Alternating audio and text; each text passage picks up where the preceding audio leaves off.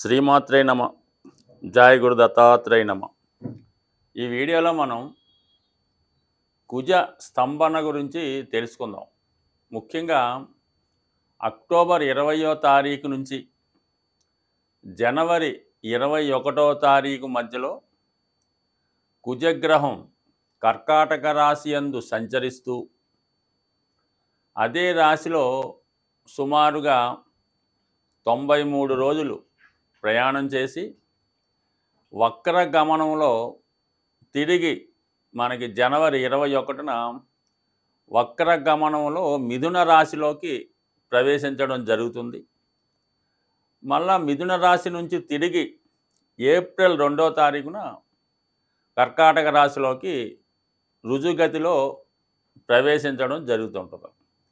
అంటే మొత్తం ఇంచుమించుగా మనం ఈ కుజుడు కర్కాటక రాశిలో ఉండగా ఏర్పడబోయే ఫలితాలు వివిధ రాశుల మీద ఏ విధంగా ఉంటుందన్న విషయాన్ని మాత్రమే ఈ వీడియోలో తెలుసుకుందాం.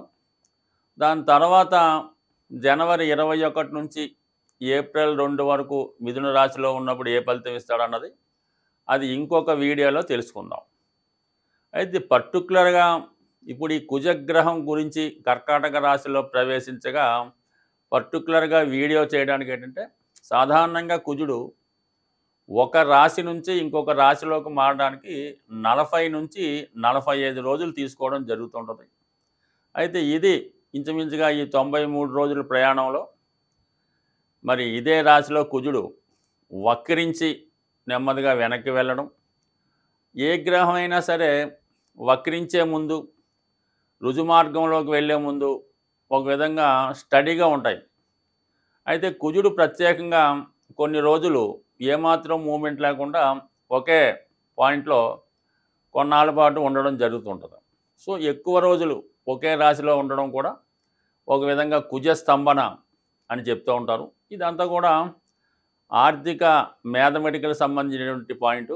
కేవలం మన జ్యోతిష్ శాస్త్ర ప్రకారం కుజుడు అక్టోబర్ 20వ తారీఖున పునర్వసు 4వ పాదంలో ప్రవేశించి డిసెంబర్ 6, 7 తారీఖులో వక్రగమనం పొందడం జరుగుతుంది. ఇది ఇంపార్టెంట్. అంటే డిసెంబర్ 6వ తారీఖున కుజుడు వక్రగమనంలోకి వెళ్తాడు. ఆ వక్రగమనంలోకి వెళ్తూ మళ్ళీ నెమ్మదిగా ఈ పుష్యమి పునర్వసు 4వ ఇలా వెనక్కి వెళ్తూ తిరిగి జనవరి 21 నాటికి మిథున రాశిలోకి ప్రవేశిస్తాడు. మరి ఈ కర్కాటక రాశిలో ఉన్న 93 రోజుల్లో మరి కుజుడు ఎటువంటి ఫలితాలు ఇవ్వడం జరుగుతుంది అని పరిశీలించినప్పుడు కర్కాటక రాశికి ఒక ప్రత్యేకత ఉంటుంది. ఇది కుజునికి నీచ క్షేత్రం. అంటే కుజుడు ఆ రాశిలో నీచపడి ఉంటాడంటే ఒక విధంగా బలహీనపడి ఉంటాడు. సో దాంతోపాటుగా మరి ఈ కుజుడికి మెయిన్ మనకున్నటువంటి సుపీరియర్ ప్లానెట్స్లో అంటే మనకి భూమికి దగ్గరగా ప్రయాణించే గ్రహం ఇంచుమించుగా కుజగ్రహం. దానికి బాగా వెనకాదల గురుగ్రహం, దానికి వెనకాల బాగా వెనకాల చివరిగా శనిగ్రహం ఉండడం జరుగుతూ ఉంటుంది. మరి కుజుడు భూమికి దగ్గరగా ఉండడం వల్ల మనకి భూమి మీద అంటే భూమి మీద ఉన్నటువంటి ప్రజానీకం మీద కుజుడు యొక్క ప్రభావం చాలా ఎక్కువగా ఉంటుంది. మరి అలాగే ఈ కుజునికి గురువుకి శనికి ఉన్నటువంటి సంబంధాన్ని కూడా మనకి ఈ గ్రహాల ప్రభావం ఈ మానవాళి మీద పడడం జరుగుతుంటుంది. మరి ప్రస్తుతం కుజుడు కర్కాటక రాశిలో సంచరించగా శని అష్టమ స్థానంలో సంచరించడం అన్నది అంటే ఇద్దరికీ కూడా షష్టాష్టకాలు రావడం జరిగింది. అంటే కుజుడు కర్కాటక రాశిలో ఎన్ని రోజులు ప్రయాణించినా ఎవరికి అభ్యంతరం లేదు. కానీ శనికి 6వ స్థానంలో కుజుడికి శని అష్టమ స్థానంలో ప్రయాణించడం అన్నది చాలా వరకు జాతకుల మీద ఈ ప్రభావం చూపుతుంది. అలాగే దేశం యొక్క పరిస్థితులు కూడా చాలా వరకు ఎక్కువగా ఇబ్బందికర పరిస్థితులు దేశ పరిస్థితులు కూడా చాలా వరకు ఇబ్బందికరంగా ఉండే అవకాశం ఉంది. సో ఇది ఎక్కువగా మరి ప్రజా సమస్యలు, అలాగే పోలీసు వ్యవస్థ యొక్క స్ట్రగులు, అలాగే భూములకు సంబంధించిన విషయాల్లో ఇబ్బందులు ఇవన్నీ మరి ఈ గోచారరీత్యా జరుగుతుంటాయి. అయితే గురువుకి కుజునికి అర్ధకోణ దృష్టి ఏర్పడటం వల్ల చాలా వరకు కుజుడు మరి మంచి ఫలితాలు ఇవ్వడానికి కూడా కారణం అవుతూ ఉంటుంది. సో ఏదైనా మొత్తం మీద ఈ కుజుడు సంచరిస్తున్నటువంటి ఈ 90 రోజులు 93 రోజులు సుమారుగా, అంటే పంచాంగాన్ని బట్టి మరి వాళ్ళు పంచాంగకర్తలు వేసిన లెక్కలను బట్టి కొద్దిగా అటు ఇటు మారచ్చు. మనం తీసుకున్న పంచాంగం ప్రకారం ఈ 93 రోజుల్లో వివిధ రాశుల మీద కుజగ్రహ ప్రభావం ఏ విధంగా ఉండబోతుంది అన్న విషయాన్ని తెలుసుకుంటూ, చివరిగా మరి కుజగ్రహానికి ప్రస్తుతం జరుగుతున్నటువంటి సమస్యలకి ఏ విధమైన పరిహారం చేయాలన్నది కూడా ఈ వీడియో చివరిలో తెలుసుకునే ప్రయత్నం చేద్దాం. తులారాశి వారికి దశమ స్థానంలో కుజగ్రహ స్తంభన వక్రస్థితి వల్ల జాతకుడికి ఏమవుతుందంటే ముఖ్యంగా ధన సప్తమ భావ ఫలితాలు అనుభవంలోకి రావడం జరుగుతూ ఉంటుంది. దశమ స్థానంలో కుజుడు దిగ్బలుడై ఉంటాడు. అయితే అదే స్థాయిలో నీచ స్థితి పొందడం వల్ల ఎస్పెషల్లీ కర్కాటక రాశి వారికి ఇది చాలా కలిసి వచ్చే అంశంగానే భావించవచ్చు. ముఖ్యంగా ధనాధిపతి కుజుడు తన స్థానం నుంచి 9వ స్థానంలోకి వెళ్ళాడు. దానివల్ల ఏంటంటే జాతకుడికి ధనయోగం జనరేట్ అవుతుంది. దేనివలన? కుటుంబం వలన, తన వాక్చాతుర్యం వల్ల, తను గతంలో ఇన్వెస్ట్ చేసినటువంటి ధనం వల్ల అయితేనే, తను కొన్నటువంటి స్థిరాస్తి వల్ల అయితేనే, తన వద్ద ఉన్నటువంటి విలువైన ఎసెట్స్ వస్తువులు వాల్యూ పెరగడం వల్ల జాతకుడికి తన యొక్క పర్సనల్ వాల్యూ పెరుగుతూ ఉంటుంది. అతని యొక్క ఆస్తుల విలువ పెరుగుతుంది. ఆ కారణం వల్ల జాతకుడికి వృత్తిలో కూడా ఎక్కువ హోదా పెరుగుతూ ఉంటుంది, గుడ్ విల్ పెరుగుతూ ఉంటుంది. ఎవరైతే కళా, టీవీ, సినిమా, మీడియా రంగాల్లో ఉంటారో వాళ్ళకి ఖచ్చితమైనటువంటి గొప్ప అవకాశాలు రావడం స్టార్ట్ అవుతుంది.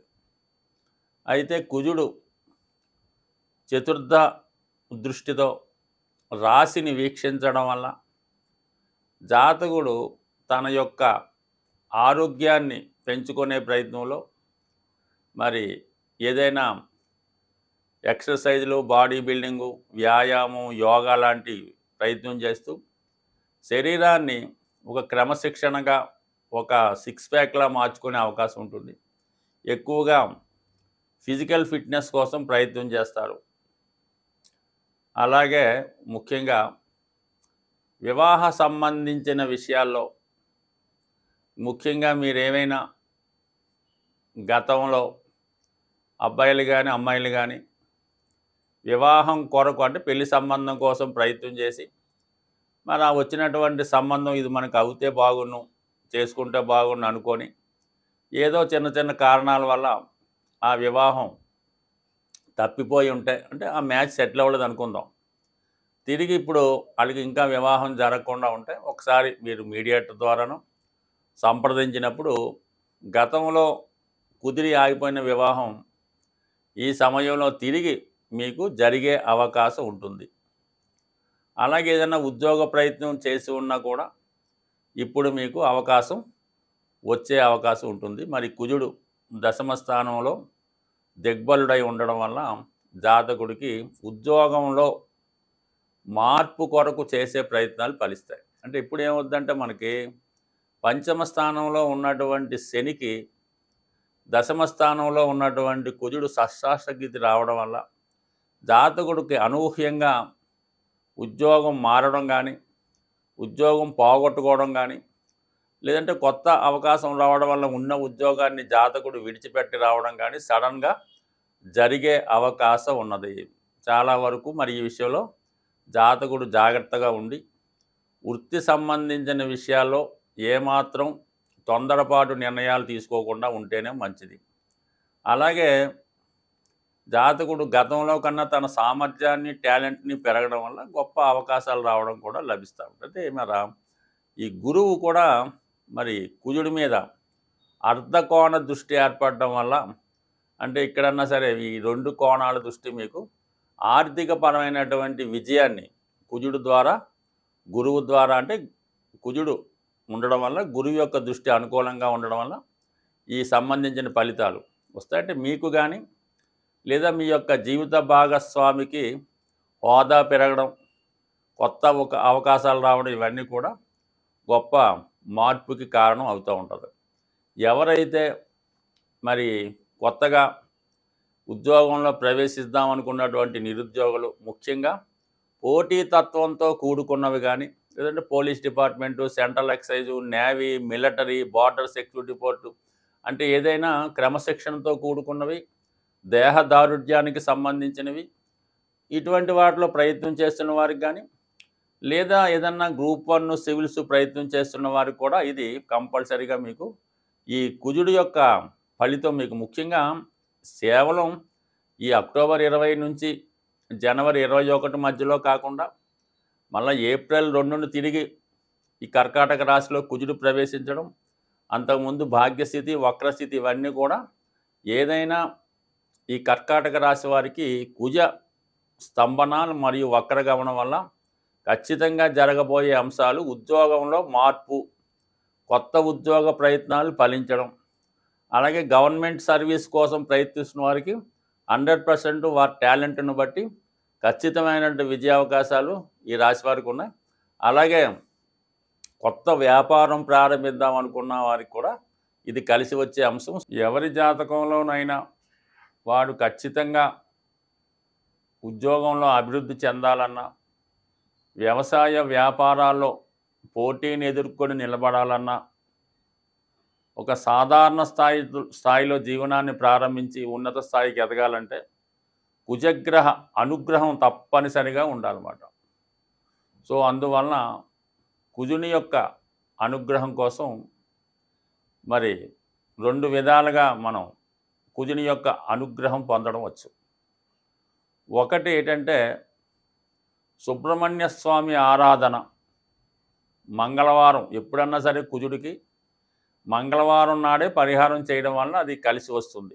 మరి మంగళవారం రోజు ఒక 8 మంగళవారాలు సుబ్రహ్మణ్య స్వామికి బెల్లం పానకంతో అభిషేకం చేయడం వల్ల ఖచ్చితంగా కుజుని యొక్క పరిహారం జరుగుతుంది. మరి ఇంకా ఎక్కువ ఇబ్బందులు ఉన్నాయి అనుకున్నవారు కుజుని యొక్క అనుగ్రహం కోసం మరి కుజగ్రహ జపం, కుజగ్రహ హోమం చేయవలసి ఉంటుంది. అలాగే సుబ్రహ్మణ్య స్వామి అంటే మనకి కృత్తికా నక్షత్రం వచ్చిన రోజు సుబ్రహ్మణ్య స్వామి కంటే, కృత్తికా నక్షత్రం అనేది అగ్ని నక్షత్రం, దానికి అగ్ని అధిదేవత. ఆ రోజు సుబ్రహ్మణ్య స్వామి వారి విగ్రహానికి ఆలయంలో పాలతో అభిషేకం చేయడం వల్ల ఖచ్చితంగా కుజునికి సంబంధించినటువంటి సమస్త దోషాలు పరిహారం అయ్యే అవకాశం ఉన్నది. అది ఒక విధంగా మనకి ఒక గ్రంథంలో బాగా మండుతున్నటువంటి నిప్పులని పాలతో ఆర్పడం వల్ల కుజదోషం లాంటిది పరిహారం అవుతుందని. అంటే కుజుడు అగ్నితత్వ గ్రహం. మరి ప్రస్తుతం కుజుడు కర్కాటక రాశి అనే పాల సముద్రంలో సంచరిస్తున్నాడు. అందువల్ల మరి మంటల్ని అంటే నిప్పుల్ని ఇది పాలతో ఆర్పడం వల్ల మరి కుజుడు శాంతించే అవకాశం ఉంటుంది. సో అలాగే మరి హనుమాన్ శక్తికి కారకుడు, ఒక విధంగా కుజగ్రహానికి సాక్షాత్ స్వరూపమైనటువంటి హనుమంతుడు హనుమాన్ చాలీసా పారాయణ చేయడం వల్ల మంగళవారం రోజు హనుమాన్ ఆలయంలో తమలపాకులు మాల స్వామికి అలంకరించాలి. అంటే ఏ విధంగా అలంకరించాలి? 108 తమలపాకులు, లెక్కతో సంబంధం లేదు, దండ ఎంత మీరు చేయగలిగితే ప్రతి ఆకు మీద సింధూరంతో శ్రీరామ అని రాసి దాన్ని మాలగా తయారు చేసి మరి ఆంజనేయ స్వామికి హారంగా సమర్పించడం వల్ల మరి స్వామికి అనుగ్రహం లభిస్తుంది. మరి ఇంకా చాలా చిట్కా రెమెడీ లాంటిది ఏంటంటే, మరి చిన్ని కృష్ణుడికి అంటే కృష్ణ దేవాలయంలో కృష్ణుడికి వెన్న నైవేద్యంగా పెట్టడం వల్ల 100% కుజదోష పరిహారాలు, అంటే కుజదోష పరిహారం లేదు, కుజుడు దోషం అంటే కుజుడు పరిహారం చేసుకోవడం వల్ల కుజదోషం, అది పెళ్ళికి సంబంధించింది కుజదోషమే కాదు, ఒక జాతకుడు చెడు అలవాట్లు ఉన్నా వాడికి కుజదోషం ఉన్నట్టే, రోజు మందు తాగుతున్నాడు కుజదోషం ఉన్నట్టే, ఊరికి అందరినీ ఏడిపిస్తున్నాడు, అమ్మాయిని ఈవిటేజింగ్ చేస్తున్నాడు, చైన్ స్నాకింగ్ చేస్తున్నాడు, అది కూడా కుజదోషమే, పిక్ పాకెట్ చేస్తున్నాడు కుజదోషమే, ఇంట్లో డబ్బులు పట్టుకుపోతున్నాడు కుజదోషమే. అందువల్ల కేవలం వివాహానికి సంబంధించింది కాదు, ఈ కుజదోషం ఉన్నవాళ్ళు ఇటువంటి పనులు చేస్తూ ఉంటారు. అంటే ఏదైతే పోలీసు వాడు పట్టుకుంటే జైల్లో వేస్తారో అవన్నీ కూడా, ఆ నేరాలన్నీ కూడా కుజదోషానికి సంబంధించినవే. కాబట్టి మరి ఈ కుజదోషం ఉన్నవాళ్ళు ఈ విధమైన పరిహారం చేయడం వల్ల ఇంకా బాగా, అంటే రోజు ఒక 8 రౌండ్లు గ్రౌండ్లో స్పీడ్గా మరి పరిగెత్తడం వల్ల కూడా కుజదోషం పరిహారం అయ్యే అవకాశం ఉంది. స్వస్తి.